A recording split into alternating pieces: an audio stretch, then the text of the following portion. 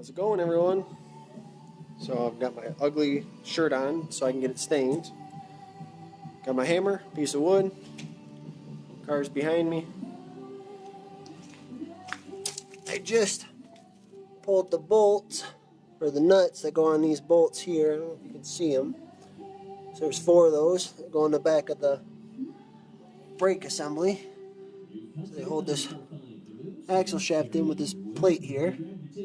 So I'm going to go and try to pull that out. What's that, some new game on your little smartphone? It's a new game, all right. But they're playing it at Second and Eagles Lending Casino, where you can win $100,000 cash. How do I get in on that?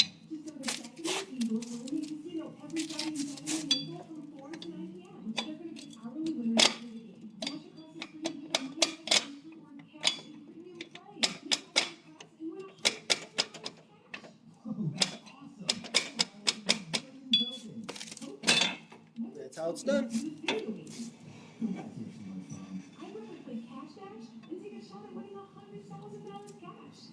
say that was every Friday and Saturday in April? From 4 to 9 p.m. Only at Second and Eagles. Push this back in here so it doesn't just hit anything. Alright, on to the other side. Alright, let's grab the wrench for the tight ones. All 9/16, so it's pretty easy.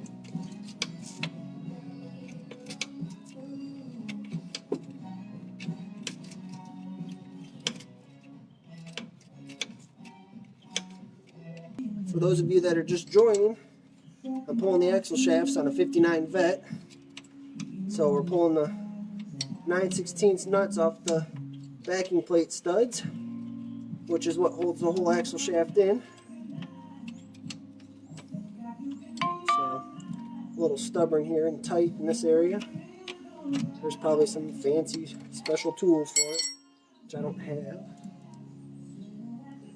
So the whole reason for starting this project is that over storage last year, the car decided to completely lose all of its fluid in the rear axle all over my garage floor.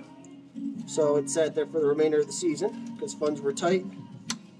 And this year we finally got around to servicing it. So in order just to put the front pinion seal in, I got to pull all this crap, and during the process, I said, well, it's got the wrong gear in the car for what it came with factory, so in my process of restoring it, we're going to return it back, which factory these cars would have had a 370 ratio or a 411.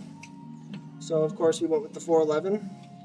The ones that were optioned for racing back then would have came with a 456 as an option, and I felt that was a little too steep. Since what we did with the last one, we pulled it out a little bit,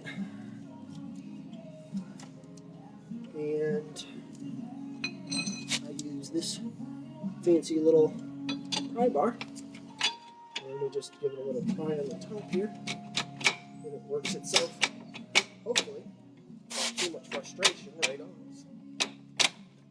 just like so, and you'll see the whole axle shaft with the retaining piece and the 4 studs, and everything will come right out. And that's it. We're done.